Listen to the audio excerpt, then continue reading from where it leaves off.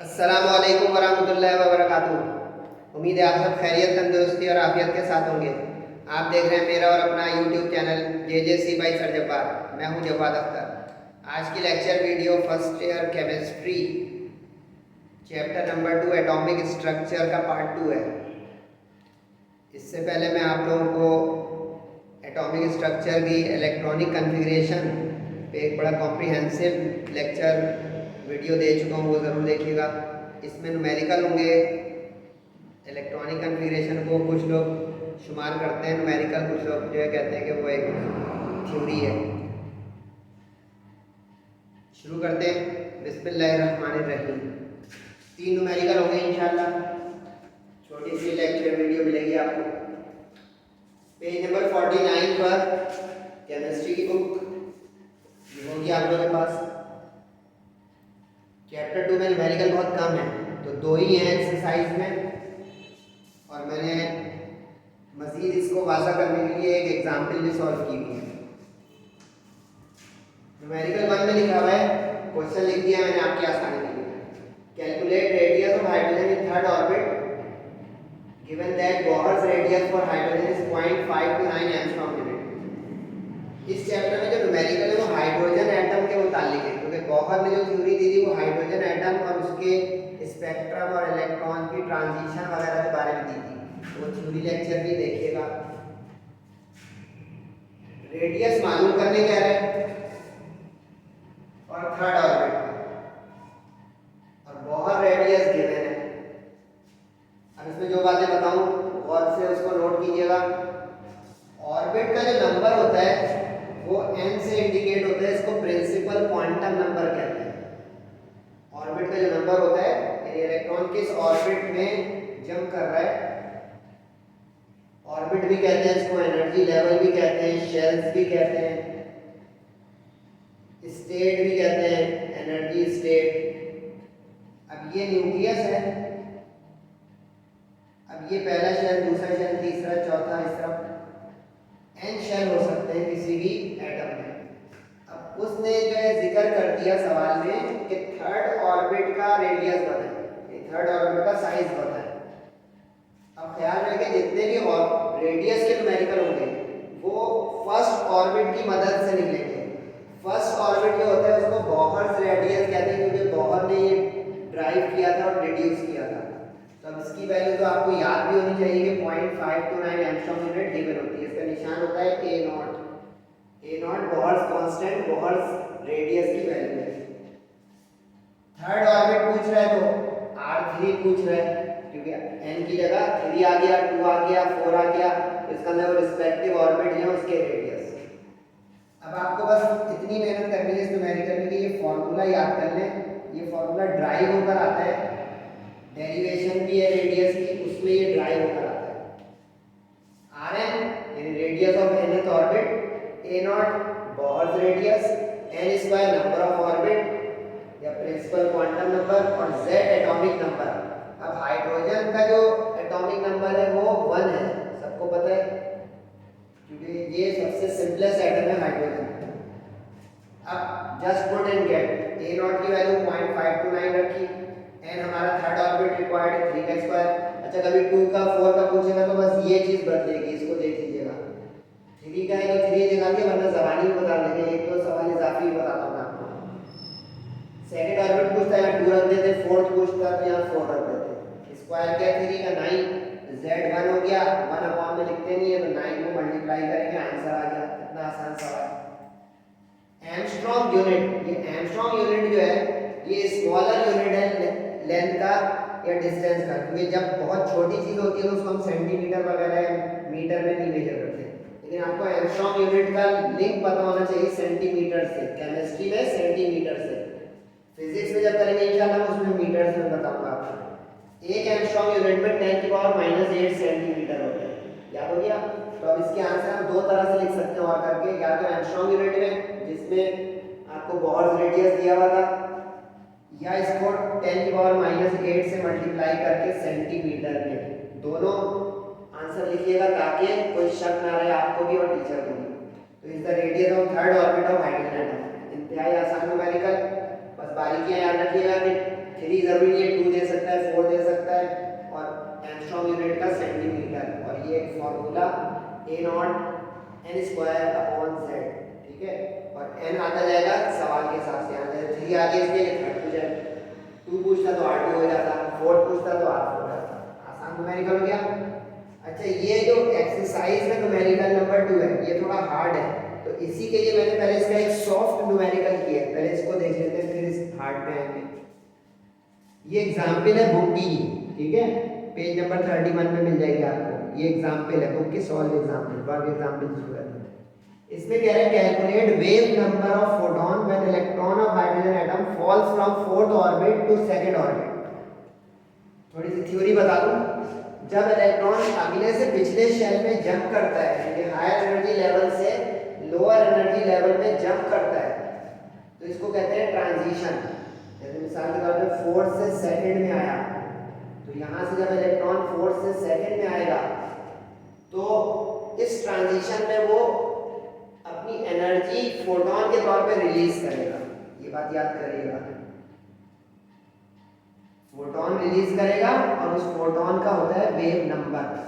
Wave number का मतलब होता है number of waves per unit distance, number of waves per unit distance, यानी कितनी वेव्स बनाता है वो फोटॉन, क्योंकि photons are radiation, photons are electromagnetic radiation, यानी जो लाइट है इसके एनर्जी पैकेट्स हैं, फोटॉन्स हैं, तो photons are nothing but electromagnetic radiation. तो रेडिएशन वेव की शक्ल में चलती है।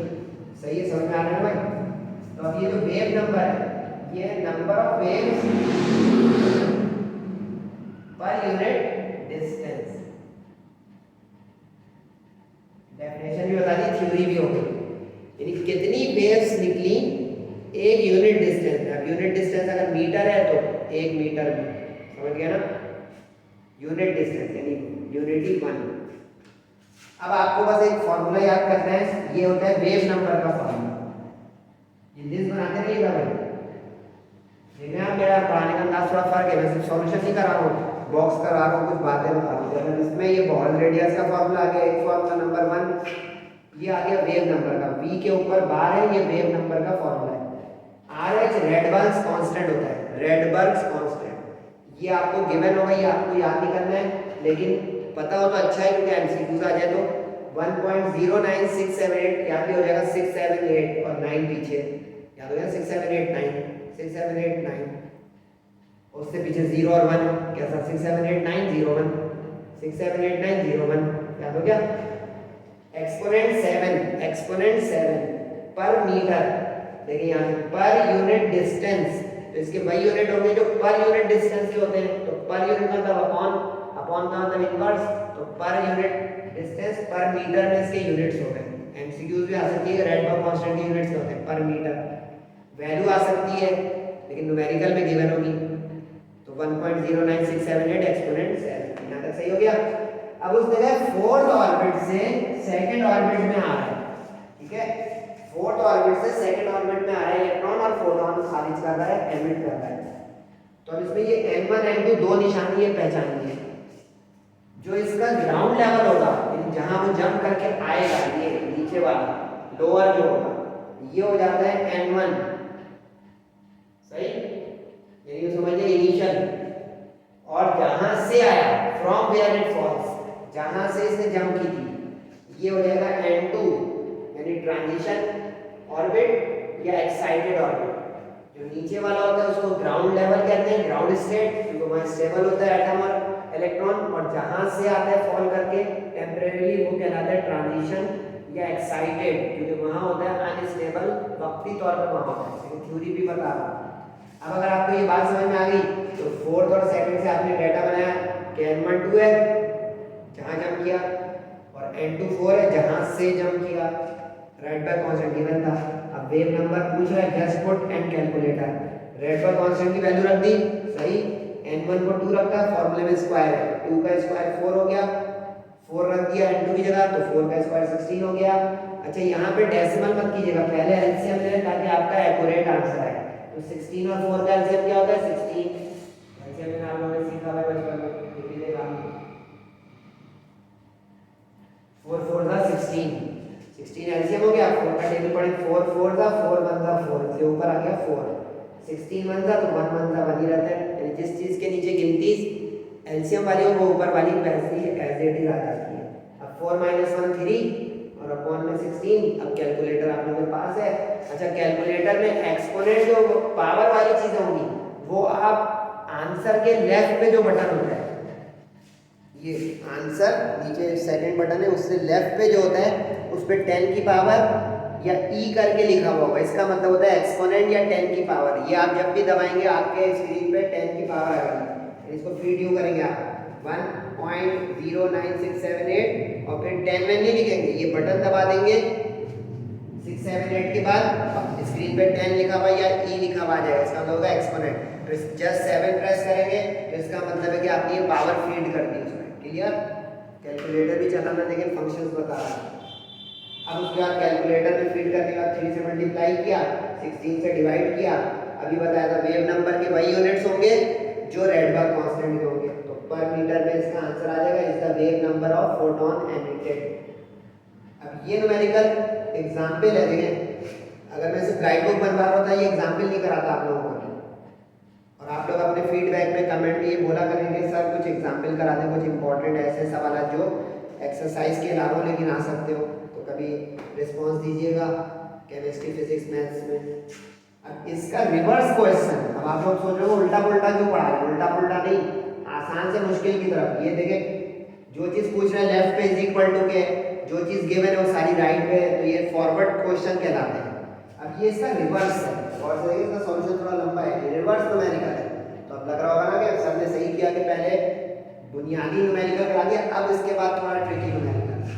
अब photon of wave number is emitted, देखिए रिवर्स क्यों, इसमें वेव नंबर पूछ रहा था, इसमें गिवन कर दिया है, और से पढ़े wave number is emitted, wave number given है फोटोन, इसमें देखिए वेव नंबर गिवन में लिखा, मैंने डेटा में लिखा when electron undergoes transition from higher energy orbit to 2 में आ रहा है, सही है, तो n1 हो गया, ठीक है इसमें सिखाया था।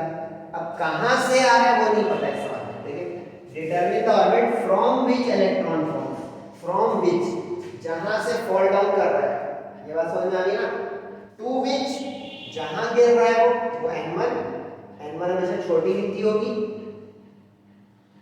और जहां से गिर रहा है फ्रॉम वेयर इट फॉल्स वो हमेशा बड़ी गिनती होगी।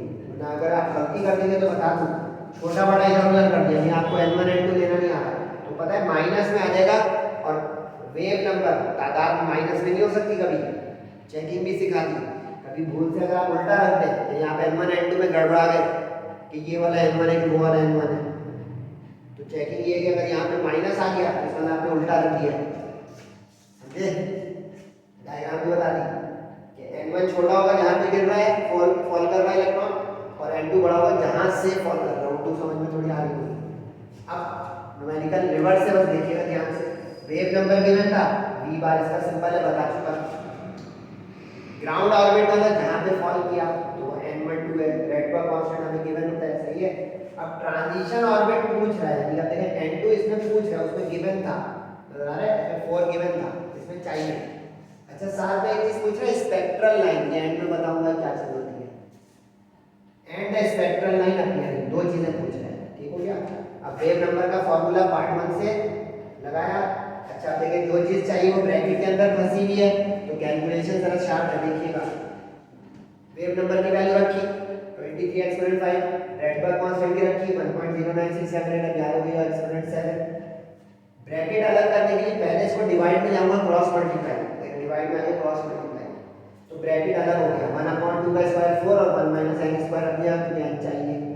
अब इस पे कैलकुलेटर चला दें, आप लोग कैलकुलेटर चलाना सिखा दिया, एक्सपोनेंट का जो बटन होता है आंसर के बराबर है, तो आपने 23 एक्सपोनेंट का बटन, 5 डिवाइड बाय 1.09678 एक्सपोनेंट का बटन, 10 की पावर 7 नहीं सिर्फ 7 लिखेंगे, 10 की पावर लेगा उसको, डिवाइड करेंगे आपकी स्क्रीन पे आ जाएगा 0.2097, 1/4 को डिवाइड करेंगे 0.25, वो इधर लाके माइनस कर दें या इसको उधर ले आके, इसको मैं इधर ले गया ताकि n वाला प्लस हो जाए, n वाला इधर आके प्लस हुआ, 0.2097 वाला उधर जाके माइनस हुआ, क्लियर, वेरी गुड। अब दोनों को माइनस करते कैलकुलेटर से 0.04 आ गया, यहाँ पे एक मसला आ गया, हमें जो चाहिए वो अपॉन में आ गया, तो इसको कहते हैं रेसिप्रोकेटिंग, उलट पलट करना। तो अब इसको उल्टा करेंगे तो ये तो ऊपर आ जाएगा और नीचे 1 लिखते नहीं है, और इसके नीचे जो 1 छुपा हुआ था, जब इसको उल्टा करेंगे तो 1 खुल के सामने आ जाएगा। क्लियर? इसको उल्टा किया तो अपॉन में 1 चला गया, 1 लिखते नहीं अपॉन में, और इसका 1 जो छुपा हुआ था अपॉन में लिखा हुआ था, उल्टा किया तो नजर आ गया 1 अपॉन। अब इस पे कैलकुलेटर चलाएंगे तो 25 आ जाएगा। एक चीज बता दूं, यहाँ पे जब भी ये रिवर्स न्यूमेरिकल होंगे कोई परफेक्ट स्क्वायर आना चाहिए, क्योंकि number of orbit 1 2 3 4 5 6 whole number है, इंटीजर है। तो यहाँ पे अभी 25 आ जाए, 36 आ जाए, 16 आ जाए, परफेक्ट स्क्वायर 16 4 का लिख दीजिएगा, 9 आ जाए तो 3 का लिख दीजिएगा, 25 आ गया तो देखें रूट लेके 5 लिख दिया। क्लियर?